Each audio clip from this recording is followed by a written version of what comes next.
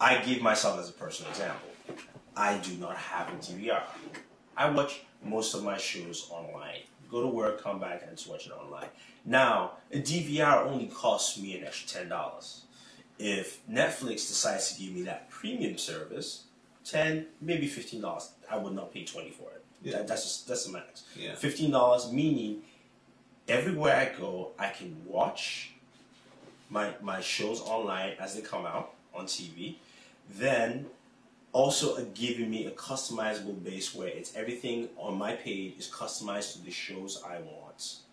And also, if they allow the opportunities, you can also have Hulu apps on TVs, on TVs like on Samsung, phones, LG, and and Windows Media Center's phones, and be able to get all the applications and stuff everywhere. They can give you all those options within Hulu, and to make it, and obviously here's the key thing, add the social networking piece to it, because that's what's going to tie it all together. Once it's integrated with Facebook and Twitter and MySpace, or they have their own way of going about it, and you're able to kind of have discussions, and people can discover new shows a different way.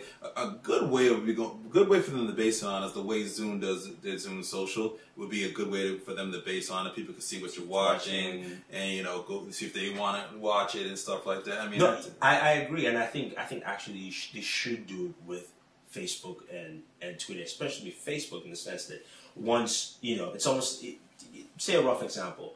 I have a Hulu account. I go on there. I set up the shows I want, all the 10 shows. Then they go, okay, you have Facebook, you have Twitter. You want to share it with your friends and also share updates. Those are shows you saw. I put my Facebook account in, I put my Twitter account in, done.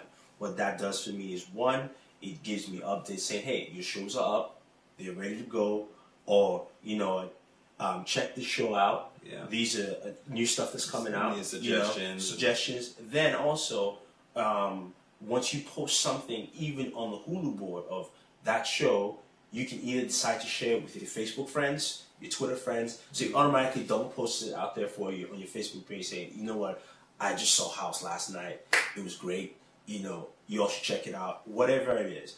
That social, like you said, that social networking angle puts it on a different level. And I mean, the reason why I sort of like the idea is because it is literally TiVo without the box everywhere in the world. I go, and again, when the good thing about it in a sense is once you do the subscription network, you actually allow expanded audience. For instance, you can't watch Hulu in Canada.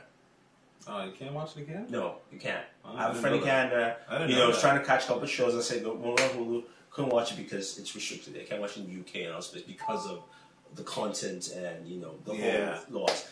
If you make a subscription model, you bypass all that because those people in Canada, the UK, wherever, are paying for it. And not to mention, now you can access all those BBC shows. Yes, that would be huge. Yes, if those shows in the UK and in Europe can be ported over to here.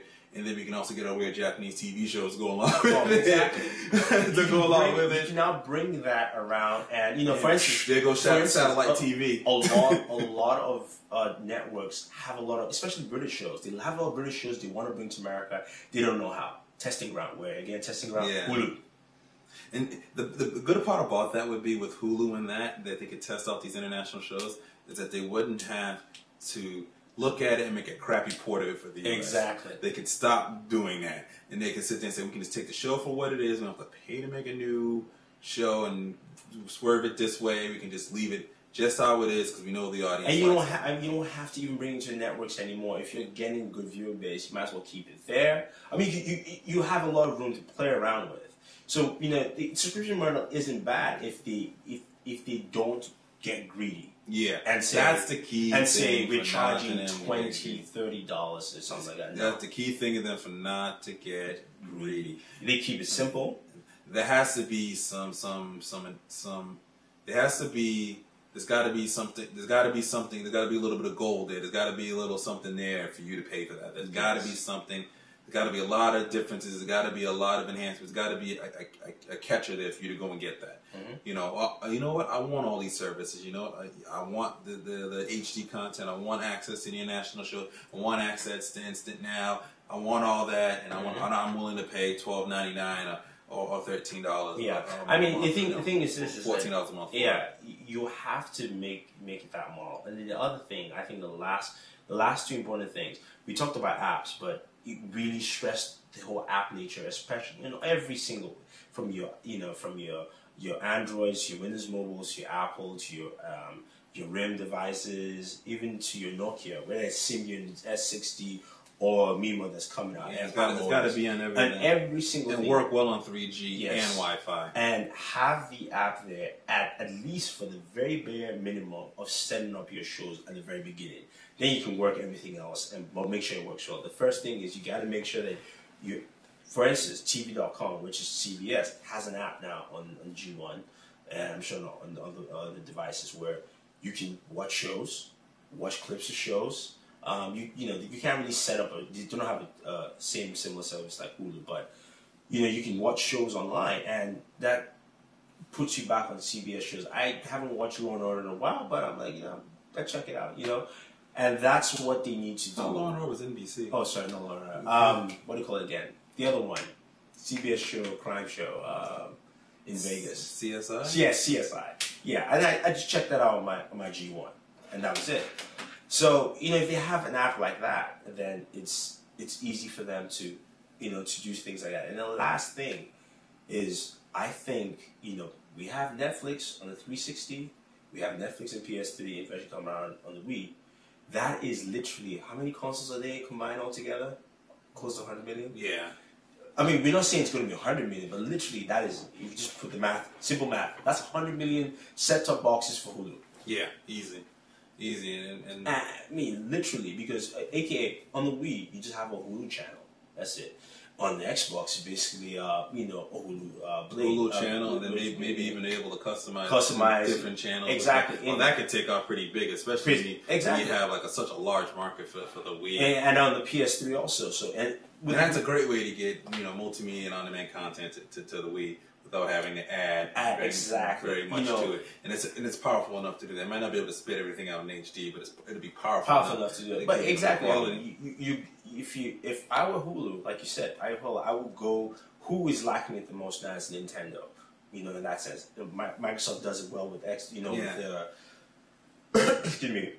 With Netflix, PS3 is doing it also, and we know PS3 can do it anyway. So, Nintendo's lacking on that media aspect, and you can easily go and say, look, you guys are not doing well here, we can help you with this, and we know people are watching shows, and you want to combine it. All you need is a Hulu page on your dashboard. Pretty much. Done. And speaking, segueing it off into Netflix, I don't know if anybody heard about this. There was kind of a rumor going around, I don't know how true it was, it's... apparently, the movie studios are offering Netflix, I guess, either money or a lower price on the DVDs if they were to delay new releases by 1 month. And the reason for that is that's where studios make their money, which is on the DVD sales. So if a movie doesn't do well in the box office, it can also but it can do really well on the DVD sales. That's how they recuperate a lot of their money. Now, there's a bit of you can understand why they would ask for that. But then at the same time, Netflix, that's what they're known for. I mean, I think to delay rentals in this place where you got the Blockbusters and the Hollywood Videos of the world dying off because of the Netflix subscription model, to delay them, I think that's going to hurt more the movie industry because people are just going to say, well, I can't get it now, I'll just wait a month for it to happen. Or I'll get it off of iTunes, or I'll get it off someplace else. Or they'll just sit there and wait, and then when it finally comes out on the DVD, through Netflix, available through there, they'll get it. Yeah. I think they're killing them. I think they're really killing themselves if they decide to do that. I don't know if Netflix will do that. I think that they were already in the mode of, online streaming to instantly watch movies right away. And I really wish, that you could do that to the new releases right away and be able to get that, even if it's an extra, maybe $1 for that or an extra, monthly service for that. But which I think people will be willing to pay. But to delay the movies,